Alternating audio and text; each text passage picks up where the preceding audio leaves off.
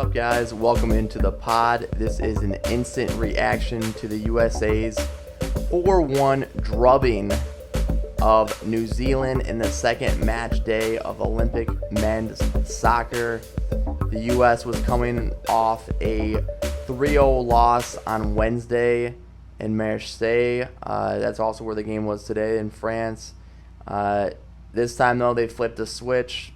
After losing by 3 goals in the opener, got the win today by 3 goals. And it's a game that I'm labeling a whiteout.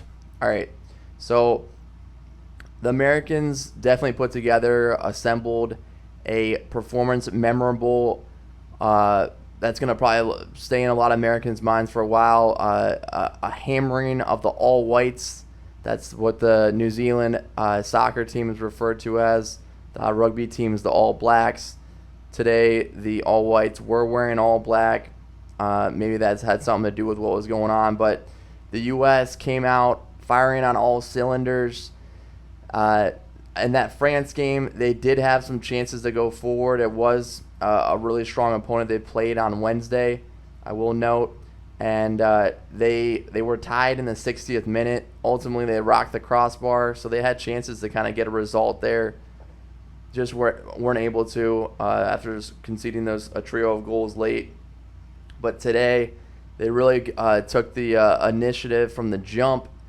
You could tell from the tactical approach and the way they were playing that going to goal was incumbent. They were going to need to get some fireworks going, get some goals going, and get some solid chances early and often.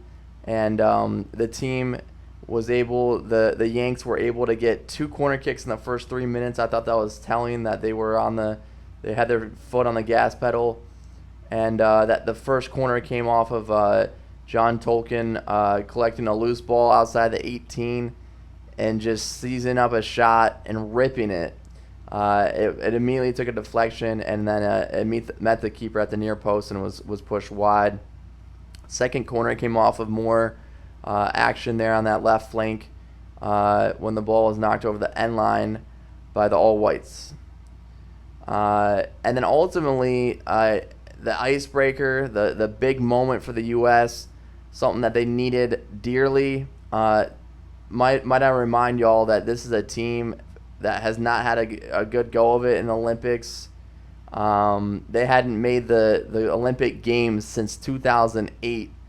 So that's how long the U.S. was kind of starved for a finish, for a goal in the Olympic Games. Well, in this instance, Nathan Harriel, who plays for the Philadelphia Union, was chopped down from behind in the penalty area. It was clipped. So that set up a PK, a penalty shot. And you had George Mihailovic converting to the right lower corner of the goal, 1-0 for the U.S. Pretty big moment, as I said. They hadn't made the Olympic Games in 3 cycles, so 16 years. So that was their first goal in quite some time. More on that. And then 4 minutes later, the U.S. had a free kick on the right side. Again, George he's one of the overage players on the team. Still not that old, 25-year-old, but he took the free kick from the right of the box, just a little bit deeper, maybe 10, 15 yards, 20 yards deeper than the 18, and he whipped it across to the near post, swung it in swinger, and you had the set piece was kept alive by a flick header at the near post by Harriel, and that was near the 6. And then it was kept alive. I'm not sure who got the flick header, but it was a glancing header at the near post, and then Harriel kind of kept it alive there in the box, the 6. And then ultimately, New Zealand was paid dearly by not clearing the ball, as Zimmerman was able to just kind of muscle his way in there and then poke it into the net from point blank range right there in front of the goal mouth. And so that allowed the U.S. to go up 2-0. Really pristine start there in the 12th minute. And then about 18 minutes later, you had Busio, Coleman center in the center of the box, getting his first effort blocked, and then his second effort he toe poked into the far post. Sometimes a toe poke does it. Whatever gets it done to get in the back of the net, that's what's important, even if it's not pretty. And the finish was made possible again by really solid left back work by Tolkien. The defender, he kept getting forward. He was able to get to the left wing and center the ball, a flashing ball across the box that met Busio and resulted in the goal. Pretty key that, historically for the U.S. when they get on the attack and when they need a goal, when they need to be aggressive, it's the outside backs that deliver service or that get into the box and get some shots on frame that really can be telling. So Tolkien it can't be understated how big of a game he had tonight. And so at the 30th minute, just 30 minutes into the game, kind of reminds me of when the U.S. jumped all over Portugal in the 2002 World Cup. Again, that's the full team. This is just the under 23 team with three players above the age of 23. Walker Zimmerman's one of them, and then Georgie's another one of them. They two of the goal scorers, and then so 3-0 up here against New Zealand in the Olympics. 30th minute. Couldn't have asked for a better start. Couldn't have been a more just superb kind of beginning for if you're a U.S. men's national team fan. This marked the first 3-goal outing for the red, white, and blue since that famed 2000 squad that played in Sydney, Australia at the Olympics. That team finished 4th. Best ever finish at the Olympics. They finished 4th. But ultimately, obviously, they just fell short of medaling. That team beat Kuwait 3-1 in the final match day of the group phase to book progression to the knockout round after a pair of draws to start that group. So pretty big deal. 3 goals, 30 minutes. Mind you, that 2000 squad that was stacked and had a lot of talent. It's interesting. You look back on some of the talent that the U.S. has put out there. 2000, like that kind of realm, that area, that time was pretty stacked. You had guys like Landon Donovan on that team. He was coming off the bench a lot. Josh Wolf, John O'Brien, Brad Friedel, Timmy Howard was on the bench, and then Ben Olsen was also on that team. So a lot of good talent there. A lot of those players would go on to play on the 2002 team that shocked the world by getting to the quarterfinals. Really cool to see kind of them star. There's a really good article on ESPN.com that kind of entails what that run looked like, and they interview a lot of those players, several more as well, and give you a first-hand account and a look back at what that team did, where those players went, what they're doing now. Pretty good stuff. So go ahead and go to ESPN.com for that. Mind you, this team was so competitive that at age 18, DeMarcus Beasley was an alternate for that Olympic team, so he didn't make the cut. And of course, if you all remember, 2 summers later, he was in Asia at the World Cup and running circles around a world-class Portugal team. So just kind of goes to show kind of what kind of ilk this team is in by getting a blowout win today and scoring 4 goals in a pretty big stage. And then you look at it's been nearly 5,844 days, which is 16 years, since the U.S. last scored in the Olympics. As I said, they didn't make the last 3 tournaments. And so it's been precisely 5,827 since they did. And, that team that scored didn't get through the group, didn't get out of the group stage, but you had the 2008 Beijing team had the likes of really quality players as well. Freddie Adu, who didn't pan out really as a player, but had some moments with the national team and some clubs. Josie Altidore, one of the top hold-up forwards that U.S. has ever had.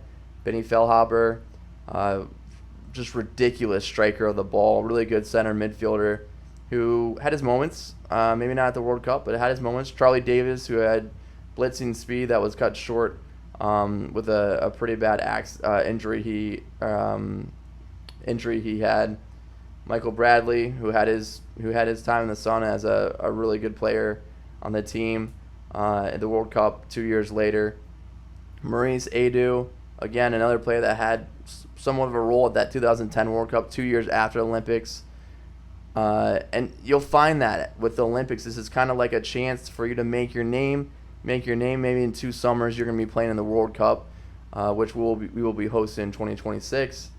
And then Stu Holden was on that team. He had some time with the national team where he played really well. Was laden with injuries though that kind of kept him away from that. And then Brian McBride was the veteran leader. He was pretty old Brian McBride there for that team, but he was one of the overage players. All right, so fast forward to this game for the U.S. against New Zealand.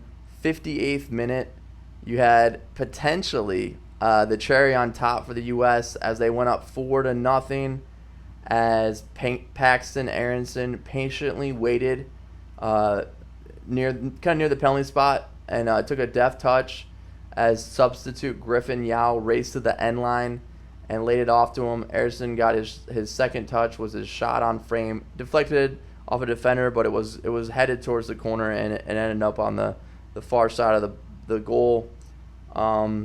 Is that a big deal? I do think it was a big deal, considering that goal differential is going to play a factor with that goal. The U.S. was able to get to a positive goal differential, at least at that stage in the match.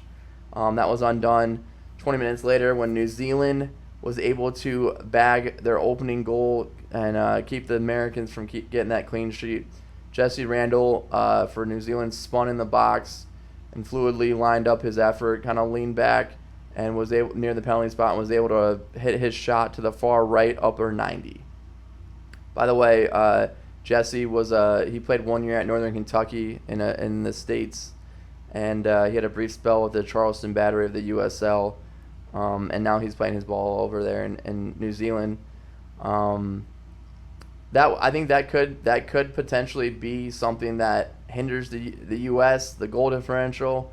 But when you look at where they're at right now, they're doing all right. New Zealand won the first game by a goal, 2-1 against Guinea. And so with that loss today, both New Zealand as well as the U.S. are tied with 3 points, with the U.S. owning a tiebreaker, now sitting at an even goal differential, and New Zealand's at -2. And then we'll see what Guinea does today against France. That match is going on right now. But yeah, a few takeaways from today's match. Mihailovic is playing well. This is a guy that came into the Generation 22. He was a kind of a guy that was heralded as a really up and coming young player that was going to come in and make an impact in the national team for the U.S. Maybe get signed with a big club.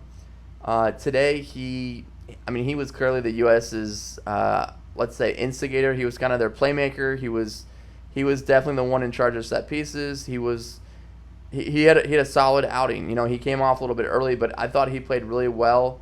I think he's in an interesting spot. He's played 11 times for the U.S., the full national squad. He has 3 goals. He's kind of a forgotten guy, but I think people forget that he's still only 25. He's bounced around. He's played for the Chicago Fire first, then Montreal, then he went to the Dutch I'm terrible at saying this, but Eredivisie in Holland, the top flight league in Holland, and so he had a short stint there, and now he's back. He's playing for Colorado Rapids. He's getting paid. He's getting a good chunk of change to play for the Rapids. It's gonna be interesting to kind of see where his development is, and yeah, I think he's definitely probably right now one of the top guys on this team that's going to get looks for potentially getting into and making it to the World Cup. Walker Zimmerman, he's been with the U.S. for quite a while. He's had some good time with the U.S. Center back, and then we'll just kind of see kind of where where this kind of goes with kind of some of the developments there. Like I said, my man number 5 today was spot on from the left back spot. I thought that good old Tolkien was just enough of where he needed to be, pushing up enough, kind of really setting the tone, setting the standard with an early just forays into the final third, and whether it was taking that shot or getting the ball into the box, whipping the ball into the box, centering passes, squaring the ball. I think he did set the tone, and that left side was dynamite, and I think that he was a large reason for that. And now, just the U.S. doesn't need to let their foot off the gas. They got the win, back in control of their fate. If they can go beat Guinea in the final match, they're going to be going to the knockout rounds, which has not happened again since 2004 in Athens, Greece. They didn't qualify for that tournament, so. But you can't count your eggs, before they've hatched, right? So you look at in 2008, for instance, the U.S. started with a win against, I believe it was Japan. Then they tied Holland, and then they lost to Nigeria in the final match. They had 4 points, but didn't have anything to show for it because they weren't able to get through that group. Very talented bunch. So for the U.S., they need to get another win. They're going to be playing again on Tuesday against Guinea. Guinea lost, as I said, to New Zealand in the first match day. And those two teams will be playing each other simultaneously at the same time as New Zealand and France do. But for the U.S., this is a long time coming. This win today and this manhandling of New Zealand was something that the doctor ordered, because for the U.S., they've had so much heartache at this stage of the Olympics, the U23 level, where they haven't been able to get there, or they haven't been able to get the job done to get out of the group. Today felt like they got one foot in the door, just need to get that second foot in there.